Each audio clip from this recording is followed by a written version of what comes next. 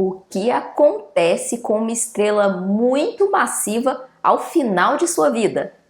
Eu sou Larissa do Bariogênese e no vídeo de hoje nós falaremos sobre as estrelas de nêutrons. Quando uma estrela massiva fica sem combustível, ela sofre um colapso gravitacional ao final de sua vida. As partículas são literalmente espremidas juntas, deixando para trás uma das criações mais maravilhosas da natureza, uma estrela de nêutrons. Estrelas de nêutrons amontoam aproximadamente de 1,3 a 2,5 massas solares, em uma esfera do tamanho de uma cidade, com cerca de 20 quilômetros de diâmetro. A matéria é compactada com tanta força que a quantidade de material do tamanho de um cubo de açúcar pesaria mais do que 1 bilhão de toneladas, quase o mesmo do Monte Everest. Foram os físicos Walter Baade e Fritz Zwick que conjecturaram pela primeira vez a existência de uma estrela compacta, formada predominantemente por nêutrons. A proposta foi feita em 1934, apenas 2 anos após a descoberta do nêutron, pelo físico James Chadwick. Se a massa de uma estrela normal fosse comprimida a um volume suficientemente pequeno, prótons e elétrons seriam forçados a se combinar e formar nêutrons. Por exemplo, uma estrela de aproximadamente 0,7 massa solar produziria uma estrela de nêutrons de apenas 10 km de raio. No entanto, foi apenas no fim da década de 1960 que o estudo desses objetos exóticos e suas propriedades passou de um problema teórico para um tema central na astrofísica. Como as estrelas de nêutrons começaram suas existências como estrelas comuns, elas são encontradas espalhadas por toda a galáxia, nos mesmos locais onde encontramos estrelas. E assim como as estrelas, elas podem ser encontradas sozinhas ou em sistemas binários, ou seja, com uma companheira. Muitas estrelas de nêutrons são provavelmente indetectáveis, simplesmente porque elas emitem pouca radiação. No entanto, sob certas condições, elas podem ser observadas. Um punhado de estrelas de nêutrons foi encontrado no centro de remanescentes de supernova, emitindo em raio-x. Em sistemas binários, por exemplo, algumas estrelas de nêutrons podem ser encontradas agregando matéria da sua companheira e emitindo radiação eletromagnética.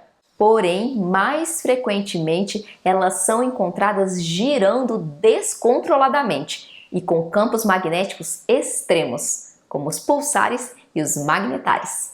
Os pulsares foram descobertos em 1967, durante uma busca por fontes de rádio distantes, pela física norte-irlandesa Jocelyn Bell. Ela detectou um sinal inesperado no radiotelescópio da Universidade de Cambridge, verificando que ele pulsava com grande regularidade, a uma taxa de cerca de 1 pulso a cada 1/3 de segundo. Chamada temporariamente de Little Green Man, a fonte, agora conhecida, foi identificada anos mais tarde como sendo uma estrela de nêutrons em rápida rotação. Os pulsares são, portanto, estrelas de nêutrons em rotação, observadas como tendo pulsos de radiação em intervalos muito regulares. Esses intervalos normalmente variam de milissegundos a segundos. Os pulsares têm campos magnéticos muito fortes, que canalizam jatos de partículas ao longo dos polos magnéticos.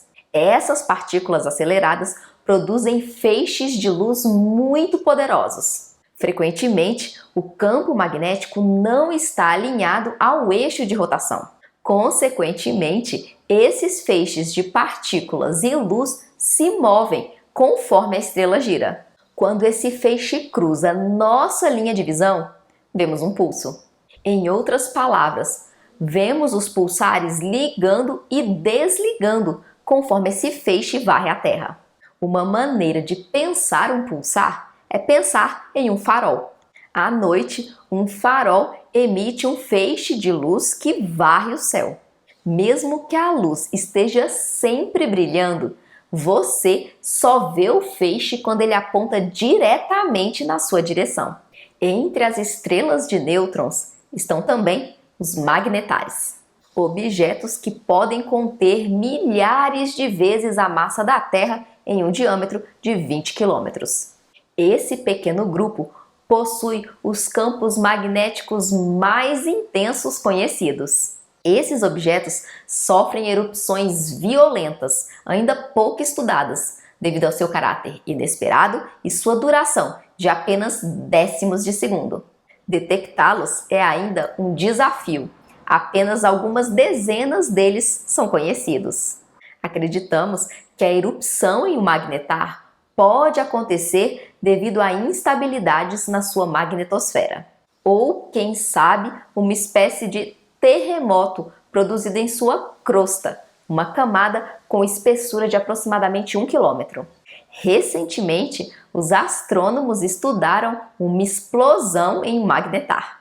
Nela, em 1/10 de segundo, liberou-se mais energia do que o Sol nos últimos 100 mil anos. Quais outros eventos extremos do universo vocês conhecem? Deixem nos comentários. Mas antes de sair, não se esqueça de se inscrever no canal. Ficamos por aqui, nos vemos num próximo vídeo. Bom feriado de carnaval para vocês. Um beijo, tchau!